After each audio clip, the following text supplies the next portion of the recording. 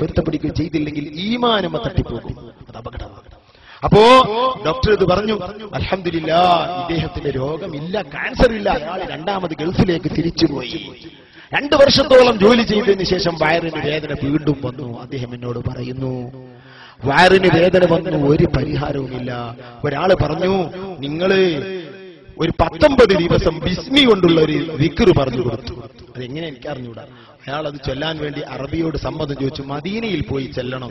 അറബി പറഞ്ഞു, പോയിക്കോ, എന്റെ രോഗല്ലേ. 19 ദിവസം മദീനയിൽ നിന്നു. മദീനയിൽ അദ്ദേഹം 19 ദിവസം നിൽക്കുമ്പോൾ പല അനുഭവങ്ങളും ഉണ്ടായതായി അവരെന്നോട് പറഞ്ഞു. അക്കൂട്ടത്തിൽ പറഞ്ഞു, എനിക്ക് റസൂലുള്ളാഹി തങ്ങൾ അതാ മദീനയിൽ നിന്ന് കാണിച്ചു തരുന്നു.